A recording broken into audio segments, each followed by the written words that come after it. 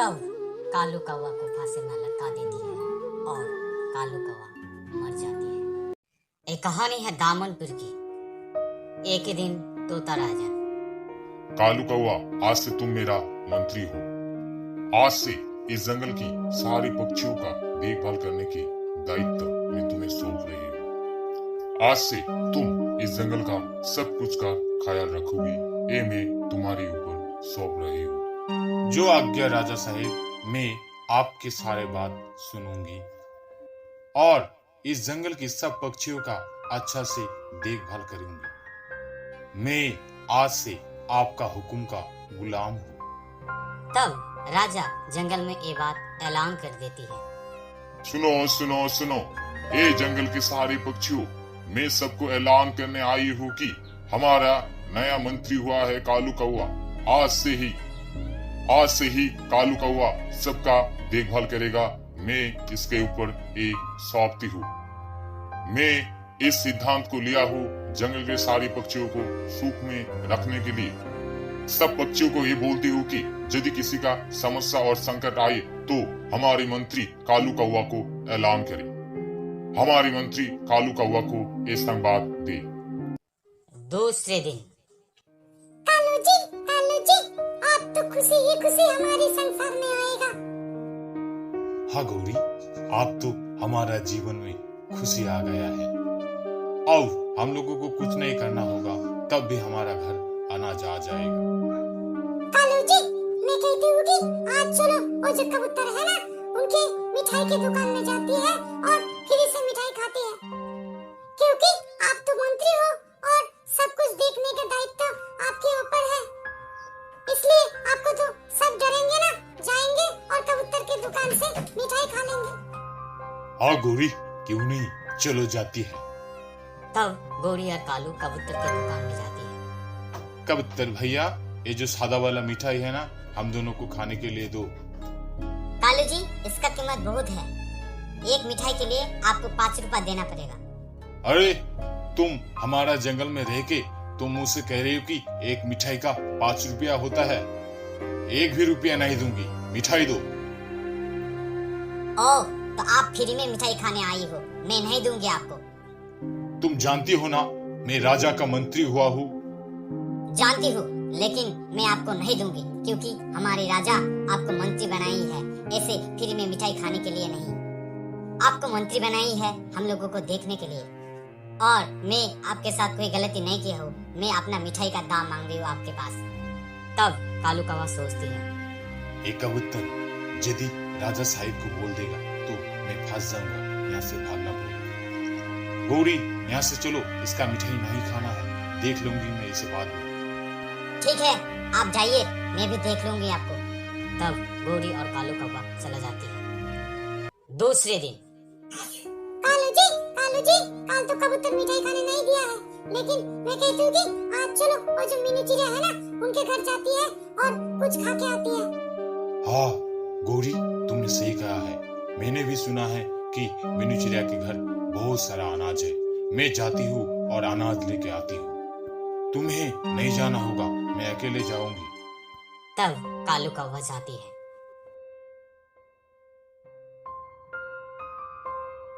कालू भैया, आप हमारे घर, क्या बात है अचानक? मीनू, मैं तुम्हारी अच्छे के लिए आया हूँ। तोता राजा ने एक ऐलान किया है, तुम सुना हो क्या? कैसा ऐलान कालू भैया?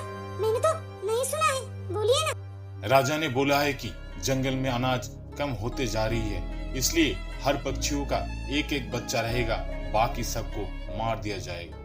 और तुम्हारा घर तो 2 बच्चा है, इसलिए मैं तुम्हें एक संवाद देने आई हूँ।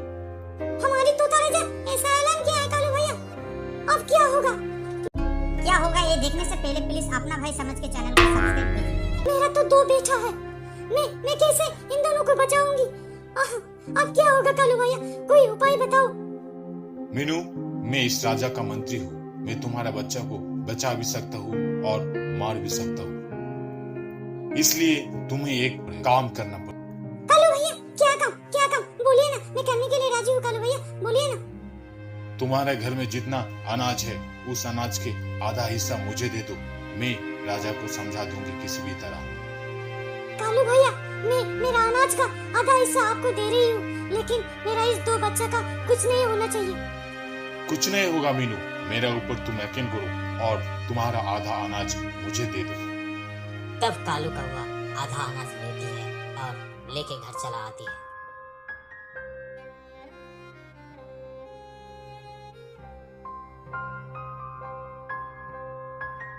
बाप रे, इतना सारा अनाज! अब तो हम दोनों अमीर बन जाएंगे। आह, कितनी खुशी मिल रही है कालू जी। आ गौरी, आ देखो हम दोनों कैसे जंगल में अमीर बनता है दिन में दिन। अब तो खुशी ही खुशी मिलेगा गौरी, देखो अब कैसे क्या होती है। कालू जी, जिस दिन हमारे पास बहुत सारा पैसा होगा और बहुत सारा अनाज होगा, तब हम दोनों इस राजा को छोड़ के, इस जंगल को छोड़ के दूसरे जंगल चला जाएंगे। नहीं तो तोता राजा हम दोनों को नहीं छोड़ेगा। हाँ गौरी, ऐसा ही करना पड़ेगा, नहीं तो तोता राजा हम दोनों को नहीं छोड़ेगा। गौरी, तुम घर पे रहो, मुझे राजा ने बुलाया है, कोई काम होगा, मैं जाती हूँ। तब कालू कौवा राजा के घर जाती है। राजा साहेब, मैं आपके पास हाजिर हूँ। कालू कौवा, मैंने सुना है कि जंगल में अनाज का संकट हुआ है, इसलिए मैं कुछ अनाज देने के लिए बोल रही हूँ। ये जो थैला देख रही हो, इसमें बहुत सारा अनाज है, तुम इसे ले जाओ और जिस जिसके घर में अनाज का संकट है उसे जाके दे दो। जो हुकुम राजा साहेब, मैं अभी जाती हूँ। तब कालू कौवा थैला लेके अपना घर आती है। गौरी, देखो हमारी तो अब नसीब ही खुल गया है। अनाज पे अनाज गौरी, खुशी पे खुशी आ रही है। देखो इतनी सारा अनाज आपको कहाँ मिला? राजा ने सुना है कि जंगल में अनाज का संकट हुआ है, इसलिए इतना सारा अनाज दिया और बोला कि जिसके घर अनाज का संकट है उसे जाके दे दो। अब मैं इस अनाज से कुछ अनाज पक्षियों को दूंगी और सब घर पे रख दूंगी। नहीं, मैं आपको ऐसा काम नहीं करने दूंगी। मैं इस थैला को ले जाती हूँ मेरा पिताजी का घर और वहाँ पे रख देती हूँ, और उस अनाज से कुछ अनाज मेरा माँ बाप को खाने देंगे और बाकी सब अनाज हम लोग धीरे धीरे यहाँ पे ले आएंगे और खाएंगे। हाँ गौरी, तुमने तो सही बुद्धि लगाया है। हाँ, तुम इस थैला को अभी ले जाओ और दे के आओ, लेकिन इस थैला को ऐसे नहीं ले जाना, इसके ऊपर कुछ दे के ले जाना। तब गौरी कौवी थैला को ले जाते हैं अपने पिता के घर। दूसरे दिन कालू कौवा जंगल में घूमने जाती है और मीनू चिड़िया अंगूर के झोंका से अंगूर खा रही थी। अरे मीनू, तुम अंगूर तोड़ के अंगूर खाते हो? तुम्हें मालूम नहीं कि राजा ने अंगूर खाना मना किया है? मैं अभी राजा के पास जाऊंगी और शिकायत कर दूंगी। अरे कालू भैया, मैं तो कितना ढूंढ ढूंढ के इस अंगूर को पाया हूँ, और कब राजा ने अंगूर खाने मना किया है? तुम मुझसे मुंह चला रही हो और राजा साहिब की बातों को टल रही हो। तुम्हें तो अच्छा सीख देगा राजा। रुको, मैं अभी जाके शिकायत कर देती हूँ। नहीं भैया, ऐसा मत करो। ये अंगूर आप ले लीजिए और राजा साहिब को ले जाके दे दीजिए। मैं सिर्फ 2 ही अंगूर खाई हूँ और मैं राजा के पास माफ मांग लूंगी। ठीक है, अंगूर मुझे दो। तब कालू कौवा अंगूर लेके भाग जाती है और सब कुछ देख लेती है मिठू कबूतर और मीनू के पास जाती है। मीनू, क्या हुआ और तुम्हारा अंगूर का झोंका क्यों कालू कौवा को तुम दे दिया? कबूतर भैया, कालू कौवा ने बोला कि राजा ने अंगूर खाने के मना किया है और बोला वो जाके राजा के पास शिकायत कर देगा, इसलिए मैं अंगूर दे दिया उनको। ये कालू कौवा ने तो ज्यादा ही बढ़ गया है, ऐसे तुम्हें ठुकरा के अंगूर ले गया और किसके पास क्या करते हैं मालूम नहीं। हमारा तोता राजा ऐसा नहीं है मीनू, तोता राजा कभी ऐलान किया ही नहीं ये सब। ऐलान नहीं किया तो मेरे पास से क्यों ऐसे लेगा भैया? कालू कौवा कितना चालाक है तुम नहीं जानती हो मीनू। एक दिन तो मेरे पास वो फ्री से मिठाई खाने आई थी, मैं इसको एक दिन में ही सिखा दिया हूँ। ओह, ऐसा है भैया। और एक बात है, मेरे पास से कालू कौवा मेरा अनाज का आधा अनाज ले आई है भैया। अरे किस लिए, क्यों दिए हो तुम उसको? एक दिन कालू कौवा मेरे घर जाती है और बोलती है जंगल में अनाज कम है, इसलिए कोई पक्षी एक बच्चा से ज्यादा बच्चा नहीं रख पाएगा और सब बच्चा को मार दिया जाएगा। ये बोल के मेरे पास से आधा अनाज लेके घर आया है भैया।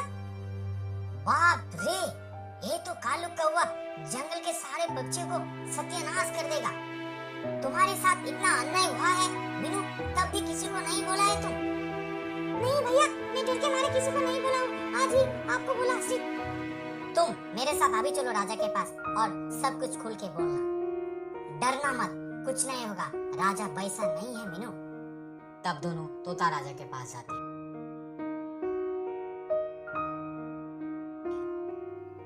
क्या बात है पक्षियों, मीठू और मीनू, कोई संवाद है? सुनाओ। राजा साहेब, मेरा साथ अन्याय हुआ है राजा साहेब।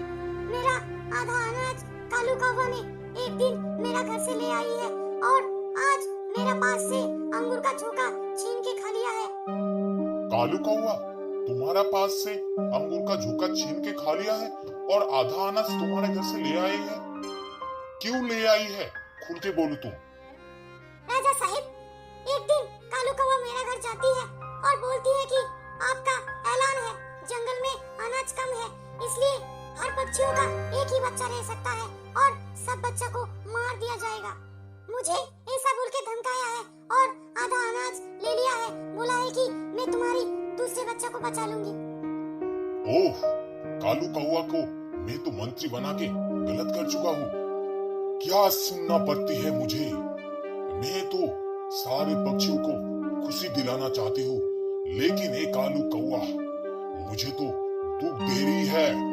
अभी मैं इसको सीख सिखाती हूँ। कालू कौवा, अंदर आओ।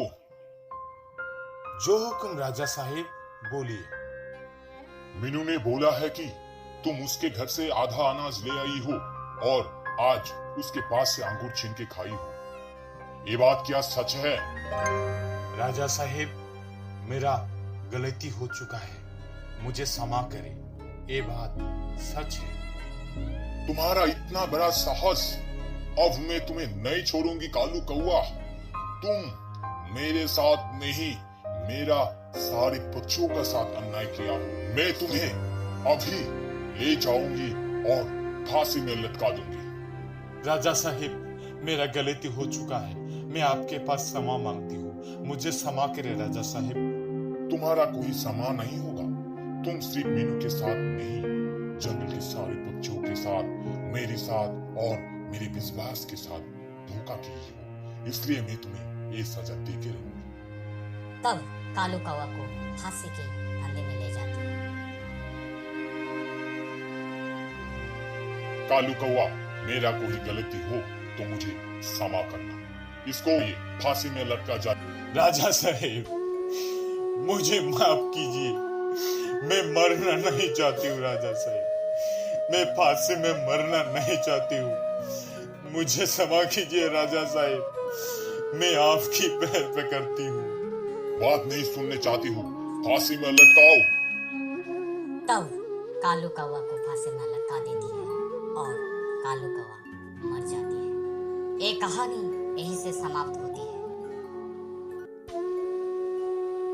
अपना भाई समझ के चैनल को सब्सक्राइब कीजिए।